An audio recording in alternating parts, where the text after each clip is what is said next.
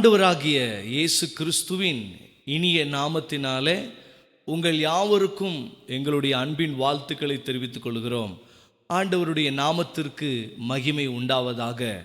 கடந்த நாட்கள் முழுவதும் ஆண்டவர் உங்கள் குடும்பங்களை அவர் பாதுகாத்தார், உங்கள் பிள்ளைகளை அவர் பாதுகாத்தார். ஆண்டவருக்கு மகிமை உண்டாகட்டும். இன்றைக்கும் ஆண்டவருடைய வார்த்தையை நாம் கேட்க போகிறோம். சந்தோஷமா ஒரு அல்லேலுயா சொல்லுவோமா? அல்லேலுயா, ஆமேன். ஆண்டவருடைய வார்த்தையை நாம் கேட்க போகிறோம். வாசிக்கலாம். யோவான் 16வது அதிகாரம் 33வது வசனத்தை வாசிப்போம். நம்ம எல்லாருக்கும் தெரிந்த ஒரு வசனம். யோவான் 16:33 வாசிப்போம். வேதம் சொல்லுகிறது, உலகத்தில் உபத்திரவம் உண்டு, நீங்கள் திடன் கொள்ளுங்கள், நான் உலகத்தை ஜெயித்தேன் என்று ஆண்டவர் சொல்லுகிறார். இங்கே ஆண்டவர் திடன் கொள்ளுங்கள் என்று யாரை பார்த்து சொல்லுகிறார் என்று நம்ம பார்த்தோம்னா, தன்னுடைய சீசர்களை பார்த்து ஆண்டவர் சொல்லுகிறார். உலகத்தில் உங்களுக்கு உபத்திரவம் உண்டு, நெருக்கம் உண்டு, பாடுகள் உண்டு, கஷ்டங்கள் உண்டு, அவைகள் எல்லாமே உங்களுக்கு நேரிடும். ஆனால் நீங்கள் திடன் கொள்ளுங்கள், நீங்கள் திடன் கொள்ளுங்கள், நான் உலகத்தை ஜெயிக்க போகிறேன் என்று சொல்லவில்லை. அவைகள் எல்லாவற்றையும் நான் ஜெயித்திருக்கிறேன், அவைகள் எல்லாவற்றையும் நான் ஜெயமாக்கி இருக்கிறேன் என்று ஆண்டவர் சொல்லுகிறார். அல்லேலூயா. ஆண்டவர் திடன் கொள்ளுங்கள் என்று இங்கே நம்மை பார்த்து சொல்லுகிறார். உங்கள் குடும்பத்தை பார்த்து, உங்கள் பிள்ளைகளை பார்த்து, உங்களுடைய சபையை பார்த்து ஆண்டவர் சொல்லுகிறார், நீங்கள் திடன் கொள்ளுங்கள், திடன் கொள்ளுங்கள் என்று ஆண்டவர் சொல்லுகிறார். திடன் கொள்ளுங்கள் என்று சொன்னால், இந்த திடன் கொள்ளுங்கள் என்கிற இந்த வார்த்தைக்குள்ள பயப்படாத என்கிற ஒரு வார்த்தை அடங்கி இருக்கிறது. கவலைப்படாத அந்த வார்த்தை அடங்கி இருக்கிறது. சோர்ந்து போகாத அந்த வார்த்தை அடங்கி இருக்கிறது. துயரப்படாத, கஷ்டப்படாத, நான் இருக்கிறேன், பயப்படாத, நான் இருக்கிறேன், உன் கவலை எல்லாவற்றையும் போக்குவதற்கு நான் இருக்கிறேன், உனக்கு சமாதானத்தை தரேன், நீ பயப்படாதன்னு சொல்லி பல ஆசீர்வாதமான வார்த்தைகளை இந்த திடன் கொள்ளுங்கள் என்கிற இந்த வார்த்தைக்குள்ள ஆண்டவர் அநேக காரியங்களை வைத்திருக்கிறார். திடன் கொள்ளுங்கள், திடன் கொள்ளுங்கள் அப்படின்னா பயப்படாதீங்க, திடனாயிருங்க, உறுதியாயிருங்க, கவலைப்படாதீங்க, நான் உங்க கூட இருக்கிறேன்னு சொல்லி ஆண்டவர் வாக்கு பண்ணுகிறார். ஆண்டவரை பார்த்து சொல்லுவோம், ஆண்டவரே திடன் கொள்ளுங்கள் என்று சொன்னீங்களே, நாங்கள் திடன் கொள்ளுகிறோம் ஆண்டவரே. ஹல்லேலூயா. ஆண்டவர் உங்கள் குடும்பங்களை பார்த்து சொல்லுகிறார், நீங்கள் திடன் கொள்ளுங்கள், திடமனதாய் இருங்கள் என்று ஆண்டவர் உங்களை பார்த்து சொல்லுகிறார். நான் என்ன செய்வேன், என் எதிர்காலத்தை குறித்து எனக்கு பயம், என் பிள்ளைகளை குறித்து எனக்கு பயம், திருமணமாகாத என்னுடைய பிள்ளைகள் வாலிப வயதை எட்டி இருக்கிறாங்க, அவங்களுக்கு இன்னும் ஒரு நல்ல திருமணம் காரியம் இன்னும் நடக்கலையேன்னு சொல்லி நீங்கள் கவலையோடு இருக்கலாம். ஆண்டவர் சொல்கிறார் உங்களை பார்த்து, பயப்படாதீங்க, திடன் கொள்ளுங்கள், கர்த்தருக்கு காத்திருங்கள், சோர்ந்து போகாதீங்க, நான் இருக்கிறேன், நான் ஜெய கிறிஸ்துவாய் உங்கள் நடுவிலே இருக்கிறேன் என்று ஆண்டவர் உங்களை பார்த்து வாக்கு பண்ணுகிறார். அல்லேலூயா, அல்லேலூயா, ஆமேன். இங்கே நன்றாய் கவனிக்க வேண்டும். இங்கே எந்த சூழ்நிலை, இங்கே மத்தேயு 14வது அதிகாரம் 23 முதல் 27 வரை உள்ள வசனங்களை நாம் வாசிக்கும்போது இங்கே ஒரு சம்பவம் சொல்லப்பட்டிருக்கிறது. நன்றாய் நீங்கள் கவனிக்க வேண்டும். இந்த சம்பவம் உங்களுக்கு அறிந்த சம்பவம். இயேசு கிறிஸ்து வனாந்தரமான ஒரு இடத்திற்கு அவர் தனித்து இருந்து ஜெபிக்கும்படிக்கு அவர் புறப்பட்டு போகிறார். எங்கே போகிறாரு? வனாந்தரமான ஒரு இடத்திற்கு. எப்படி போகிறாரு? படகுல அவர் போகிறாரு. கடலில் படகுல போய் வனாந்தரமான ஒரு இடத்திற்கு அவர் போகிறார். ஜனங்கள் இயேசு கிறிஸ்து வனாந்தரமான இடத்திலே இருக்கிறார் என்பதை அறிந்து இயேசு கிறிஸ்துவை தேடி கால்நடையாய் ஜனங்கள் நடந்து போகிறார்கள். அவர் போன இடத்திற்கு அவர் படகின் மூலம் போகிறார். இயேசு வனாந்தரத்தில் இருக்கிறார் என்பதை ஜனங்கள் அறிந்து கால் கடக்க கால்நடையாய் அவர்கள் நடந்து போகிறாங்க. நடந்து போய் இயேசு கிறிஸ்துக்கு முன்னே நிற்கிறாங்க. ஆண்டவர் பார்க்கிறாரு. அந்த ஜனங்களை பார்த்து ஆண்டவர் மனது உருகி அவர்களிலே இருந்த வியாதியஸ்தர்களை ஆண்டவர் சுகமாக்கி அவர்களை குணமாக்கி ஆண்டவருடைய வார்த்தைகளை அவர்களுக்கு போதித்தார். போதித்த பிறகு இப்போ அவர்களுக்கு சாப்பாடு கொடுக்கணும். சீசர்களிடத்தில் கேட்குறாரு, இவங்களுக்கு நம்ம சாப்பாடு கொடுக்கணும், நம்ம என்ன செய்யலாம் அப்படின்னும் போது அங்கே ஒருவர் சொல்றார், இயேசு கிறிஸ்துவினுடைய சீசர், 5 அப்பம் 2 மீன் துண்டுகள் இருக்கு, அவ்வளவுதான், இதை இவ்வளவு ஜனங்களுக்கு நம்ம எப்படி கொடுக்க முடியும் அப்படின்னு சொல்லி இயேசு கிறிஸ்து கிட்ட கேட்கும் பொழுது அவர் சொல்றாரு, உங்களிடத்தில் இருக்கிறதை எங்கிட்ட நீங்க கொண்டு வாங்கன்னு சொல்லி அவரிடத்தில் கொண்டு வந்தபோது அதை அவர் ஆசீர்வதித்தார். ஆசீர்வதித்து ஜனங்களை அந்த இடத்திலே அமர செய்து சீசர்கள் மூலமாய் ஆண்டவர் ஆசீர்வதித்த அந்த 5 அப்பத்தையும் 2 மீன்களையும் ஜனங்களுக்கு பரிமாற ஆண்டவர் செய்தார். அற்புதமாய் 5 அப்பத்தையும் 2 மீனையும் வச்சு வசனம் சொல்லுகிறது, புருஷர்கள் மட்டும் 5000 பேராய் இருந்தார்கள். ஸ்திரீகளும் பிள்ளைகளையும் தவிர அந்த பந்தியிலே சாப்பிட்ட புருஷர்கள் மட்டும் 5000 பேர் என்று வேதம் சொல்லுகிறது. அப்போ 5000 பேருக்கு மேலானவர்கள் அந்த பந்தியிலே அமர்ந்து அவங்க சாப்பிட்டாங்க. இப்போ ஆண்டவர் அற்புதமாய் ஆசீர்வதித்து கொடுத்த அந்த அப்பத்தையும் அந்த மீனையும் 5000 பேருக்கு மேலே இருக்கிற ஜனங்களுக்கு சீசர்கள் கொண்டு போய் பரிமாறுகிறாங்க. அப்படி நின்ன இடத்துலையே அப்பத்தையும் மீனையும் அப்படியே தூக்கி வீசி இந்தாங்க கேட்ச் பிடிச்சுக்குங்கன்னு சொல்லலை. அவங்க அந்த அப்பத்தையும் அந்த மீனையும் எடுத்து குனிந்து நிமிர்ந்து குனிந்து அந்த ஜனங்களுக்கெல்லாம் அவங்க பரிமாறினார்கள். இப்படி அவங்க எல்லாம் பரிமாறி அவங்கள அனுப்பி விட்டதுக்கு அப்புறம் சீசர்களுக்கு பயங்கர களைப்பு, நல்ல ரெஸ்ட் எடுக்கலாம் நினைக்கும் போது ஆண்டவர் சொல்றாரு, இல்லை, நீங்கள் துரிதமாக எனக்கு முன்னே நீங்க போங்க அப்படின்னு சொல்லி ஆண்டவர் அவர்களை அனுப்பி விடுகிறார். இப்படி சீசர்கள் உடனே அவர்கள் ரொம்ப அந்த பரிமாறினதில் ரொம்ப டயர்டாயிட்டாங்க, ரொம்ப சோர்வாயிட்டாங்க, ரொம்ப பலவீனமாயிட்டாங்க, ரொம்ப அவங்க ரொம்ப பலவீனமாயிட்டாங்க. அந்த அளவுக்கு ஜனங்கள் இருந்தார்கள்.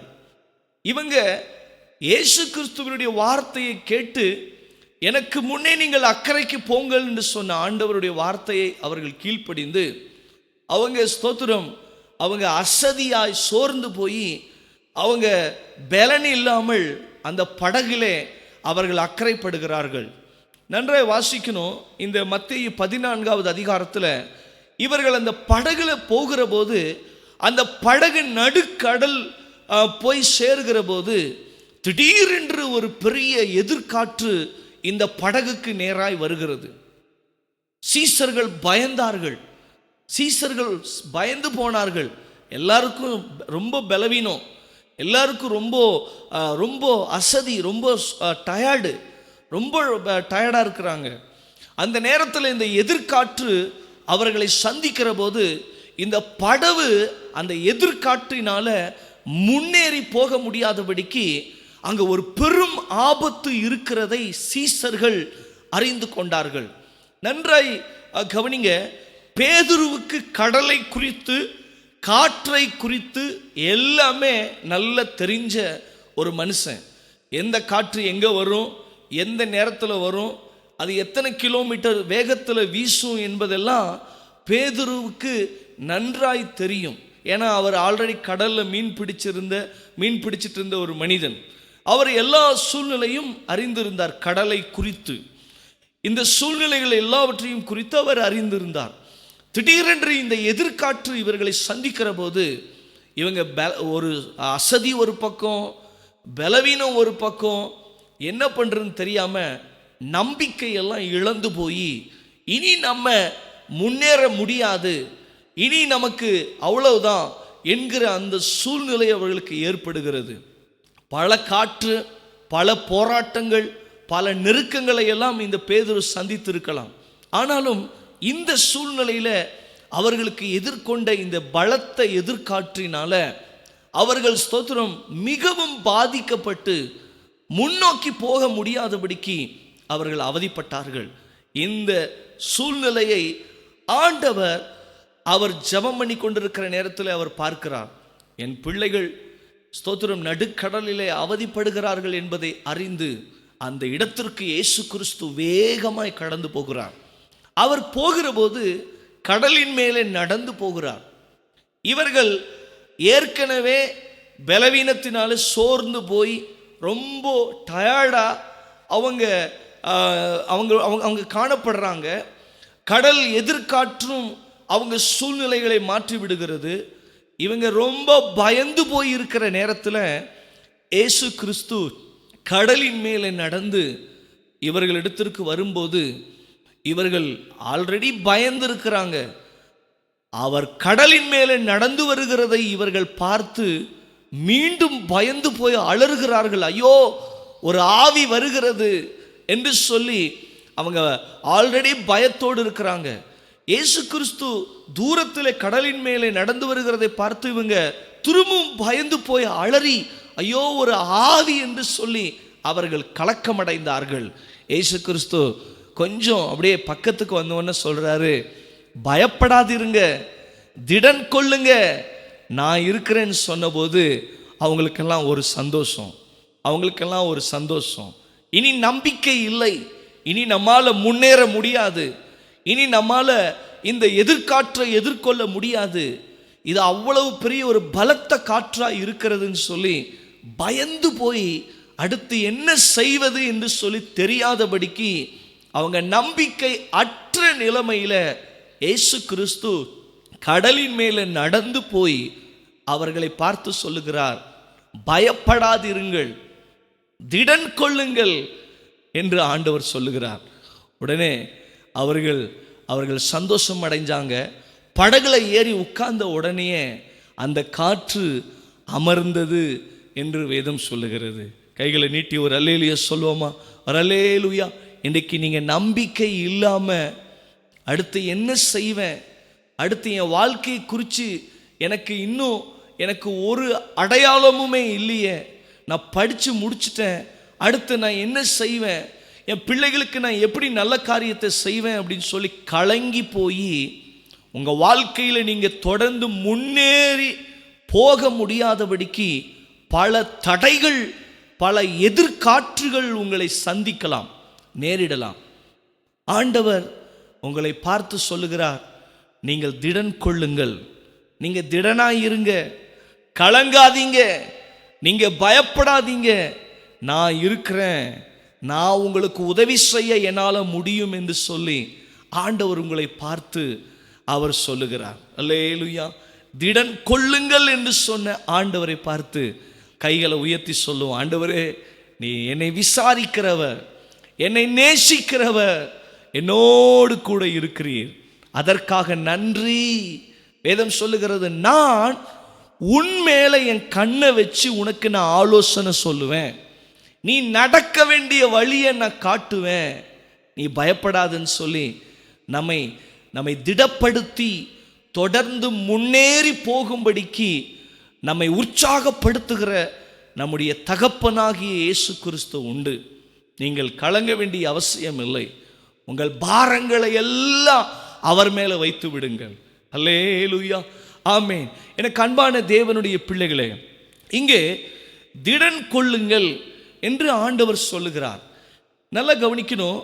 அவர் நம்மை பார்த்து சொல்லுகிறார், நீங்க பயப்படாதீங்க அப்படின்றாரு. ஆனால் நாம சில நேரங்களில் பயந்து விடுகிறோம். அவர் நீங்க கலங்காதீங்க நான் இருக்கிறேன்னு சொல்றாரு. ஆனா நாம கலங்கி போய் விடுகிறோம். நான் அற்புதம் செய்கிறேன், நீ தைரியமா போ அப்படின்னு ஆண்டவர் சொல்றாரு. ஆனா நாம நாம் அந்த வார்த்தையை விசுவாசிக்கிறது இல்லை, அந்த வார்த்தைக்கு நம்ம கீழ்ப்படுகிறது இல்லை. எனக்கு அன்பான தேவனுடைய பிள்ளைகளே, திடன் கொள்ளுங்கள் என்று சொன்ன ஆண்டவர் நாம திடன் கொள்ளுகிறவர்களாய் இருக்கணும், திடன் கொள்கிறவர்களாய் நாம காணப்பட வேண்டும். இன்றைக்கும் நான் உங்களோடு கூட ஆண்டவர் திடன் கொள்ளுங்கள் என்று சொன்னார். யாரால திடன் கொள்ள முடியும் என்பதை குறித்து நான் உங்களோடு கூட வேதத்தின் சம்பவங்கள்ல இருந்து உங்களோடு கூட பேச ஆவியானவராலே நான் ஏவப்படுகிறேன். திடன் கொள்ளுங்கள் என்று சொல்லி இருக்கிறார். யாரால் திடன் கொள்ள முடியும்?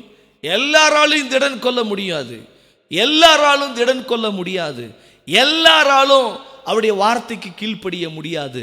ஆனால் எல்லோரும் அவருடைய வார்த்தைக்கு கீழ்ப்படிய வேண்டும் என்பதை அவர் விரும்புகிறார். அல்லேலூயா. திடன் கொள்ளுங்கள். யாரால் திடன் கொள்ள முடியும் என்பதை ஒரு 3 காரியத்தை சொல்லி நான் உங்களுக்காக ஜெபம் பண்ணுகிறேன். தியானிப்போமா? என்னுடைய முதல் குறிப்பு, யாரால் திடன் கொள்ள முடியும்? யாரால் திடன் கொள்ள முடியும்? என்னுடைய முதல் குறிப்பு இங்கே மத்தேயு 14வது அதிகாரம் 28வது வசனத்தை வாசிக்கும் போது இந்த சம்பவத்திலிருந்தே நான் சொல்லுகிறேன். இப்போ ஆல்ரெடி இவங்க பயந்து நடுக்கத்தோடு அடுத்து என்ன நடக்கும்னு சொல்லி தெரியாம பல காற்றை பார்த்துட்டேன். ஆனா இந்த பலத்தை எதிர்காற்று நிச்சயம் ஒரு தாக்கத்தை ஏற்படுத்தி விடும் என்று சொல்லி பயந்து நம்பிக்கையை இழந்து இருந்த இந்த தேவ பிள்ளைகள் நடுவிலே இயேசு கிறிஸ்து கடந்து போனார். அல்லேலூயா.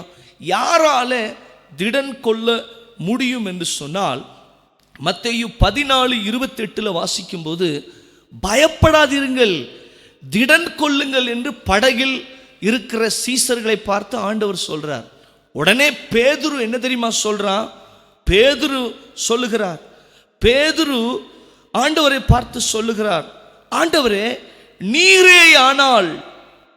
28வது வசனம் சொல்லுகிறது, பேதுரு அவரை நோக்கி, ஆண்டவரே நீரே ஆனால் நான் ஜலத்தின் மேல் நடந்து உம்மிடத்தில் வர கட்டளையிடும் என்றான். அதற்கு இயேசு கிறிஸ்து சொன்னார், வா என்றார். அல்லேலூயா. அவர் திடன் கொள்ளுங்கள் என்று சொன்னார். இங்கே பேதுரு உடனே சொல்றான், ஆண்டவரே நீரே ஆனால் நானும் நடந்து உம்மிடத்துல வரட்டுமா என்று சொல்லி கேட்கும்போது வா அப்படின்னு சொன்னார் ஆண்டவர். அப்ப யாரால திடன் கொள்ள முடியும் என்று சொன்னால் தேவனுடைய பிள்ளைகளால மட்டும்தான் திடன் கொள்ள முடியும். ஏன் கேட்டா அவர்கள் தேவனை விசுவாசிக்கிறவர்களாய் இருக்கிறார்கள். கைகள் நீட்டி ஒரு அல்லேலூயா. யாரால திடன் கொள்ள முடியும்? யாரால திடன் கொள்ள முடியும்? தேவ பிள்ளைகளால மட்டும்தான் திடன் கொள்ள முடியும். அவரை பின்பற்றுகிறவர்கள் எல்லாவற்றையும் விட்டு, இனி நீங்க தான் எங்களுக்கு எல்லாமேன்னு சொல்லி எல்லாத்தையும் விட்டு, எல்லாத்தையும் படகுகள், வலைகள், குடும்பம் எல்லாவற்றையும் விட்டு அவரை பின்பற்றுகிற, அவரை சார்ந்து வாழ்கிற தேவ பிள்ளைகளால் மட்டும்தான் திடன் கொள்ள முடியும்.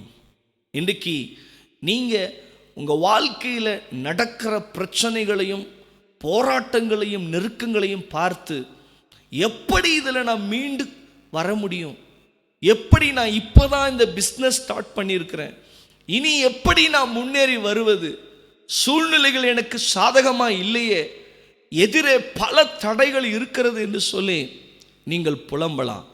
ஆண்டவர் சொல்றாரு, நீ திடன் கொள், நீ திடன் கொள், நான் இருக்கிற, நீ திடன் கொள். அல்லேலூயா, அல்லேலூயா. அப்போ நீங்க ஆண்டவரை சார்ந்து கொள்ளுகிறவர்களாய் நீங்கள் இருப்பீங்கன்னா, ஆண்டவரை பின்பற்றுகிறவர்களாய் இருப்பீங்கன்னா, அவருடைய கிருபையில சார்ந்து வாழ்றவங்களா இருந்தீங்கன்னா உங்களால திடன் கொள்ள முடியும். எத்தனை பிரச்சனைகள் வந்தாலும், எத்தனை அவமானங்கள் வந்தாலும் நீங்க அவருக்குள்ள திடன் கொள்ள முடியும். இந்த உலகத்தில் உங்களால திடன் கொள்ள முடியும். கைகளை நீட்டி ஒரு ஆமென் சொல்லுங்க. அல்லேலூயா. இந்த உலகத்தில் இனியும் இதை காட்டிலும் அதிபயங்கரமான திடுக்கிடும் சம்பவங்கள் நடக்கும். நாம திடன் கொள்ள பழக வேண்டும். யாரால திடன் கொள்ள முடியும்? அவரை சார்ந்து வாழ்கிறவர்கள், அவரை பின்பற்றுகிறவர்கள், அவருடைய கிருபையை நம்பி வாழ்கிற தேவ பிள்ளைகளால திடன் கொள்ள முடியும். அல்லேலூயா, ஆமென். இரண்டாவது குறிப்பு யாரால திடன் கொள்ள முடியும்? இங்கே உங்களுக்கு தெரிந்த ஒரு சம்பவம். ஆபிரகாமுக்கு பிள்ளை இல்லை. பல வருடங்கள் கழித்து ஆண்டவர் அவனுக்கு ஒரு பிள்ளை கொடுக்கிறார். வாக்குத்தத்தம் பண்ணப்பட்ட ஈசாக்கு என்கிற ஒரு பிள்ளையை ஆண்டவர் கொடுக்கிறார். இந்த பிள்ளையை ஈசாக்கு அதிகமாய் நேசித்தான். ஆண்டவர் கூப்பிடுறார், ஆபிரகாமே இங்கே வா. ஆதியாகமம் 22வது அதிகாரத்தில் ஆபிரகாமை கூப்பிடுறார், இங்கே வா, உன்னுடைய நேசகுமாரன், நீ ரொம்ப பாசம் வைத்திருக்கிற உன்னுடைய அன்பு மகனை நீ கூப்பிட்டு நான் காட்டுற இடத்துக்கு போ அப்படின்னும் போது ஆபிரகாமுக்கு ரொம்ப சந்தோஷமா இருந்தார். வா இங்கே, நான் சொல்ற இடத்துக்கு நீ உன் மகனை கூட்டிட்டு போ அப்படின்னும் போதெல்லாம் ரொம்ப சந்தோஷமா அவர் ஆண்டுடைய வார்த்தை கேட்கிறாரு. திடீர்னு ஆண்டவர் சொல்றாரு, நான் காண்பிக்கிற இடத்துக்கு நீ போய் அங்க உன் மகனை பலியிடுன்னு சொன்ன உடனே ஆபிரகாமுக்கு நிச்சயம் உள்ளம் உடைந்து போயிருக்கும். அவர் ரொம்ப மனம் விட்டிருப்பாரு, ரொம்ப கலங்கி போயிருப்பாரு. அவர் ஆரம்பத்தில் பேசும்போது ரொம்ப சந்தோஷமா இருந்த ஆபிரகாம், நான் போற ஆண்டவரை எல்லாத்துக்கும் தலையாட்டின ஆபிரகாம், அந்த இடத்துக்கு போய் உன் பிள்ளைய நீ பலியிடுன்னு சொன்ன உடனே அவன் தலையாட்டுறதை நிறுத்தல. அதற்கும் அவன் சரி ஆண்டவரின்னு சொல்லி தன்னை ஒப்பு கொடுத்தான். உடனே வசனம் சொல்லுகிறது, அதிகாலையிலே அவன் எழுந்தான். தன் பிள்ளையை கூப்பிட்டு, வேலைக்காரர்களையும் கூப்பிட்டு, விறகுகளையும் எடுத்துக்கொண்டு ஆண்டவர் சொன்ன இடத்திற்கு ஆபிரகாம் தன் பிள்ளையை அணைத்து கொண்டு போனான். அந்த இடம் வந்தது. அந்த இடத்தை ஆபிரகாம் பார்த்தான். மலை இப்போ மேலே ஏறணும். அவன் கைகளில் விறகுகள் இருக்கு. அந்த விறகை தூக்கி ஸ்தோத்திரம் தன்னுடைய பிள்ளையினுடைய தோல் மேலே வச்சு இதை சுமந்து கொண்டு வா அப்படின்னு சொல்லி ஆபிரகாம் சொல்றார். அவர் அந்த பிள்ளையினுடைய தோலின் மேலே அந்த விறகுகளை அடுக்கி அதை சுமக்க ஆபிரகாம் கட்டளை கொடுக்கிறார். ஈசாக்கும் அதை சுமந்து கொண்டு போய் தேவன் குறித்த இடத்திலே அவர்கள் வைத்து அங்கே பலிக்கான எல்லா காரியங்களையும் செய்து ஆபிரகாம் அப்படியே உள்ள ஒரு பக்கம், என் ஆண்டவர் பெரியவர், நான் அவரை விசுவாசிக்கிறேன், எனக்கு அவர் பிள்ளையை கொடுத்தாரு, அவர் என்ன வேணாலும் செய்ய அவரால் முடியும்னு சொல்லி ஒரு அசாதாரணமான ஒரு விசுவாசம் ஆண்டவர் மேலே ஆபிரகாமுக்கு இருந்தது. உள்ள உடஞ்சு போய் தான் இருக்கு, உள்ள கண்ணீர் தான். அதை ஈசாக்குக்கு முன்னாடி காட்டாம எல்லா வேலையும் செய்கிறார், எல்லா முயற்சிகளும் எல்லாவற்றையும் செய்கிறார். செஞ்ச உடனேயே ஈசாக்கும் அப்பாவுக்கு எல்லா உதவிகளையும் செஞ்சு கொடுக்கிறாரு. திடீர்னு ஈசாக்கு அப்படியே திரும்பி நின்றுகிட்டு இருக்கிற நேரத்தில் திடீரென்று ஈசாக்குடைய கைகளை கட்டுகிறார். திடீரென்று காலை கட்டி பலிபீடத்தின் மேலே ஈசாக்கை ஆபிரகாம் கிடத்தி விடுகிறார். உடனே ஈசாக்கு அழுதுருக்கலாம், கத்தி இருக்கலாம், அப்பா நான் என்ன பண்ணேன், ஏன் இப்படி பண்றீங்க, என்ன ஆச்சு உங்களுக்கு, ஏன் அப்பா இப்படி பண்றீங்கன்னு சொல்லி ஈசாக்கு அழுது கத்தி இருக்கலாம். உடனே அந்த பலிபீடத்தின் மேல் கிடத்தப்பட்ட தன் மகனை அவன் கட்டிய நிலைமையில வைத்து கத்தியை எடுத்து ஓங்கி அவனை வெட்டுகிற போது ஆண்டவர் ஆபிரகாமை பார்த்து சொன்னார், ஆபிரகாமே, ஆபிரகாமே, பிள்ளைக்கு நீ ஒன்றும் செய்யாத, நிறுத்து. வசனம் சொல்லுகிறது, ஸ்தோத்திரம், அழகாய் வசனத்தில் வாசிக்கும் போது ஆதியாகமம் 22 ஆபிரகாம் 22:12 வாசிக்கும் போது, நீ தேவனுக்கு பயப்படுகிறவன் என்பதை நான் அறிக்கை பண்ணுகிறேன். நீ தேவனுக்கு பயப்படுகிறவன் ஆபிரகாமே, நீ தேவனுக்கு கீழ்ப்படுகிறவன், நீ தேவன் மேலே விசுவாசம் உள்ளவன் என்பதை ஆண்டவர் ஆபிரகாமை குறித்து சொல்லுகிறார். பிள்ளையை பலி செலுத்துன்னு சொன்ன உடனே நம்மளா இருந்தா நிலை குலைந்து போய் உடனே நீங்க பேசுறது, நீங்க ஆண்டவர் தானா, யெகோவா தெய்வம் தானா அப்படின்னு சொல்லி நாம என்ன வேணாலும் அந்த திட்டத்தை நம்ம எப்படி வேணாலும் அதை கேன்சல் பண்ணியிருப்போம். எப்படி வேண்டுமானாலும் இது தேவன் சொல்லுகிறது இல்லைன்னு சொல்லி நம்ம அதை உறுதிப்படுத்தி இருப்போம். ஆனால் ஆபிரகாம் தெளிவாய் ஆண்டவருடைய வார்த்தையை பெற்றுக்கொண்டான். அவன் மறுக்கவில்லை. உடனே அவன் ஸ்தோத்திரம் தன்னை திடப்படுத்தி கொண்டான். தன்னை திடப்படுத்தி கொண்டு பலிக்கான எல்லா காரியத்தையும் அதிகாலமே எழுந்து எல்லா காரியத்தையும் அவன் எல்லாவற்றையும் எல்லாம் செய்கிறான். அவன் தன்னை திடப்படுத்தி கொண்டான். ரெண்டாவது, யாரால திடப்பட முடியும் தெரியுங்களா? யாரால திடன் கொள்ள முடியும் தெரியுமா? முதல்ல அவரை பின்பற்றுகிறவர்கள், அவரை சார்ந்து வாழ்கிறவர்கள் திடன் கொள்ள முடியும். இரண்டாவது, யாரால திடன் கொள்ள முடியும்? இந்த ஆபிரகாம் தன்னை திடப்படுத்தி கொண்டான். தன் பிள்ளையே ஆண்டவர் பலி செலுத்த கேட்கிறாரே, நான் என்ன செய்வேன் அப்படின்னு சொல்லி மனைவிகிட்டையும் சொல்லலை, யாருகிட்டையும் சொல்லலை. உடைந்து போய், நிலை குலைந்து போய் அவன் ரொம்ப அழுதுருக்கலாம். தனிமையில் போய் அவன் உடைஞ்சு தனிமையில் போய் அவன் அழுதுருக்கலாம், கலங்கி போயிருக்கலாம். ஆனாலும் என் ஆண்டவர் கொடுத்தார், ஆண்டவருக்கு உரியது தான் என் பிள்ளை, எனக்குரியது எல்லாமே அவருக்கு உரியது தான் சொல்லி அவன் அப்படி நினைச்சதுனால தன்னை திடப்படுத்தி கொண்டு அந்த பிள்ளையை பலி செலுத்தும்படிக்கு அவன் கொண்டு போனான். எனக்கு அன்பான தேவனுடைய பிள்ளைகளே, இரண்டாவது குறிப்பாக யாரால திடன் கொள்ள முடியும்? தேவனை விசுவாசிக்கிறவர்களால் மட்டும்தான் திடன் கொள்ள முடியும். தேவனுக்கு பயப்படுகிறவர்களால் மட்டும்தான் திடன் கொள்ள முடியும். இன்னைக்கு தெய்வ பயம் உங்க வாழ்க்கையில இருக்கா? நீங்க திடன் கொள்ள முடியும். தேவனை சார்ந்து தேவனை நீங்க விசுவாசிக்கிறீங்களா? 100% நீங்க தேவனை விசுவாசிக்கிறீங்களா? நிச்சயமா உங்களால் திடன் கொள்ள முடியும். மூன்றாவது, யாரால திடன் கொள்ள முடியும்? இங்கே இந்த சம்பவமும் உங்களுக்கு தெரிந்த சம்பவம் தான். 1 சாமுவேல் 30வது அதிகாரம் 1வது வசனத்திலிருந்து 6வது வசனத்தை வாசிக்கும் போது, தாவீது தன்னுடைய மனைவி, தன்னுடைய பிள்ளைகள், குடும்பம், தன்னுடைய வீடு எல்லாவற்றையும் இழந்தான். அடிமையாக அவர்களை கொண்டு போனார்கள். இந்த தாவீது போய் தேவ சமூகத்தில் ஜெபம் பண்றான். ஆண்டவரே, நான் அந்த தண்டை பின்தொடர்ந்து போய் அவர்களை மீட்டு கொள்ளட்டுமா? அந்த தண்டை நான் பின்தொடரட்டுமா, போகட்டுமான்னு போய் தாவீது கேட்குறான். ஆண்டவர் சொன்னாரு, நீ போ அப்படின்னு சொல்லி ஆண்டவர் சொல்றாரு. மேலே நீங்க வாசிக்கும் போது எல்லாவற்றையும் இழந்தான். அவன் வீடுகளெல்லாம் தீ கொளுத்தப்பட்டது, தீக்கு இரையானது. அழுவதற்கு பலன் இல்லாமல் போக மட்டும் அழுதான். வசனம் சொல்லுகிறது, அவன் கர்த்தருக்குள் தன்னை திடப்படுத்தி கொண்டான் என்று வேதம் சொல்லுகிறது. நீங்க ஜெபிக்கிறவங்களா இருந்தீங்கன்னா, நீங்க ஜெபத்தில் நேரத்தை செலவிடுகிறவர்களா இருந்தீங்கன்னா திடன் கொள்ள உங்களால் முடியும். அல்லேலூயா, அல்லேலூயா. நிச்சயம் உங்களால் திடன் கொள்ள முடியும். தாவீது ஜெபிக்கிற மனுஷன், ஜெபிக்கிற தாவீது ஆண்டவர் பார்த்து சொல்றாரு, ஓ சோதரன், இவன் என் இருதயத்திற்கு ஏற்றவன். ஏன்னா எப்பவும் என் கூட உறவாடுறான், எப்பவும் என் கூடவே என் பிரசன்னத்துக்குள்ளேயே இருக்கிறான். அதனால இவன் எனக்கு ரொம்ப பிடிக்கும். நீங்க ஜெபிக்கிறீங்களா? நீங்க தேவ சமூகத்தில் காத்து இருக்கிறீங்களா? உங்களால் திடன் கொள்ள முடியும். ஜெபம் பண்ணலாமா? இன்னைக்கு நீங்க எதிர்கால பயத்தோடு கூட நீங்க இருக்கலாம். ஆண்டவர் சொல்றார், திடன் கொள்ளுங்கள், பயப்படாதீங்க. வேலை இல்லாமல் கஷ்டப்படுறீங்களா? திடன் கொள்ளுங்கள், நிச்சயம் கர்த்தர் அற்புதம் செய்வார். ஜெபம் பண்ணலாமா?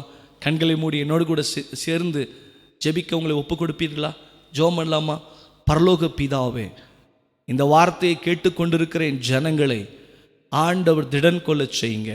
உம்மை சார்ந்து வாழ்கிறவர்களாய், கிருபைக்கு காத்திருக்கிறவர்களாய், ஆண்டவரை ஜெபிக்கிறவர்களாய், உம்மை விசுவாசிக்கிறவர்களாய் உம்முடைய பிள்ளைகள் வாழ உதவி செய்யுங்க.